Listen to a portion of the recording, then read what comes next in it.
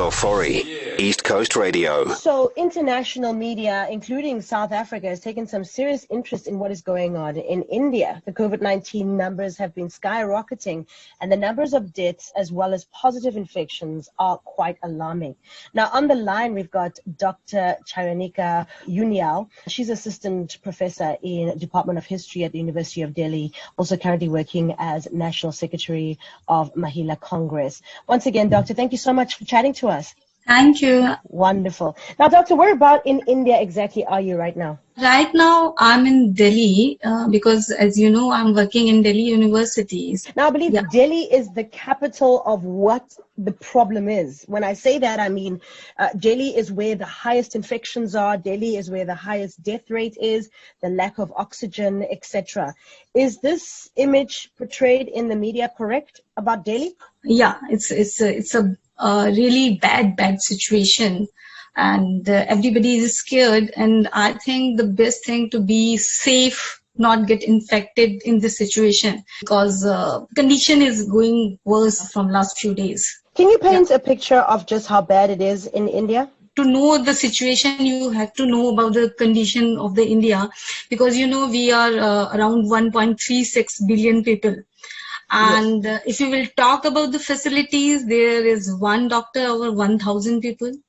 And as per report of Human Development in 2020, India has 5 beds for the 10,000 Indians. So you can imagine the presently India's total infections stand around 19.93 million. As per the record, it's official record, but if you will talk about the medical experts, they are saying the real numbers across the country may be 5 to 10 times higher than the official tally. One can imagine with these limited facilities and the increasing number of the infected people, so system will not able to cope up with these situations. So it's rough, really, I can say. It does sound like a really dire situation in India. I think the biggest question most people have, including South Africa, is we are getting vaccines and the world is getting vaccines coming out of India. What's happening that those vaccines that are coming to other parts of the world are not hitting the people that need them most in India? I would like to say that in first wave, we did really good. There was a time when we were thinking everything is in control and we have the immunity because we have death rates, very minimum death rates in India. Surviving people were in large number.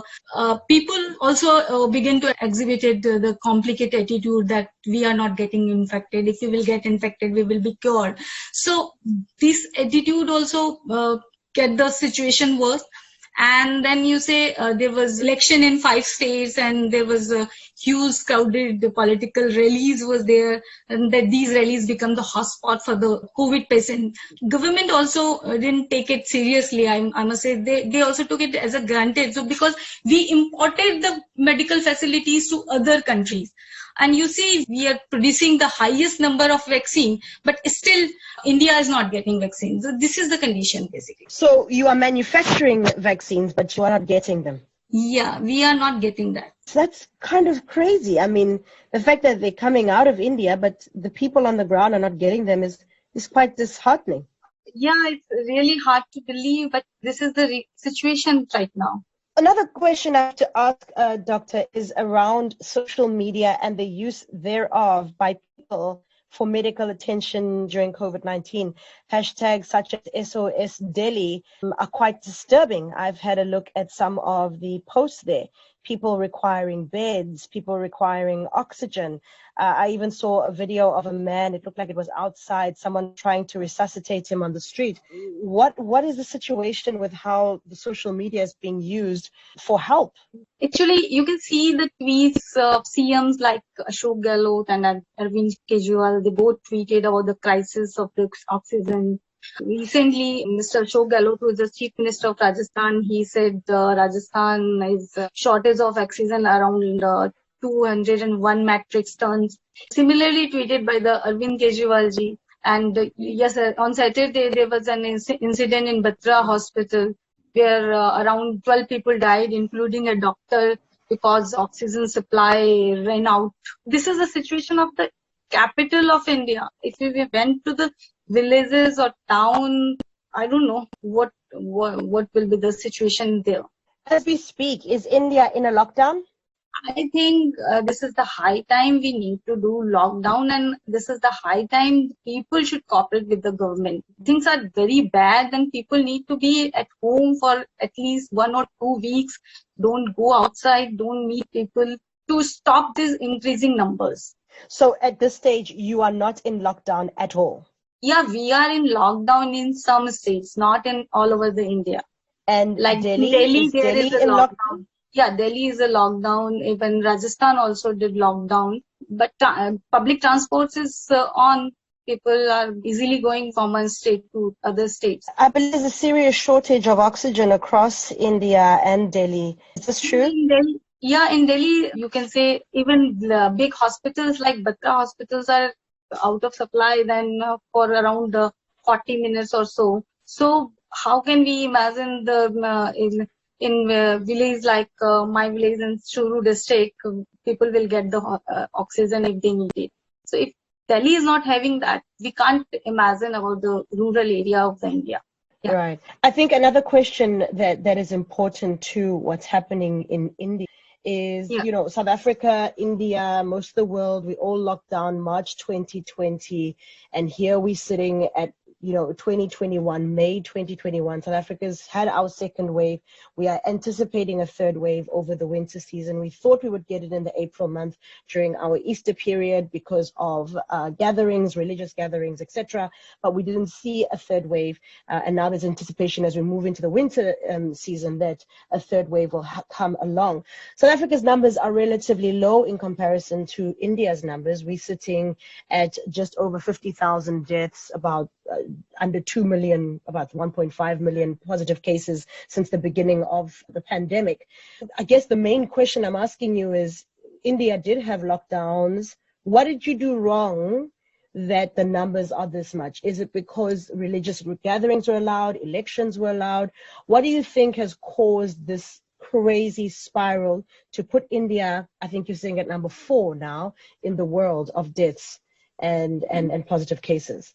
I would say ignorance, first of all, from the people, from the citizens. When lockdown was ended, we slowly and steady, we became relaxed. We didn't follow the norms of COVID norms. We gathered, we partied, and then ignorance done by the government part also. Like you see, in March, there were the 4 scientists who stated that the virus has muted. We need to be imposed major restriction to stop this spread of the virus. But we didn't do anything. We did election in 5 states. We did the by-election in many states. We did panchayat elections like states like UP.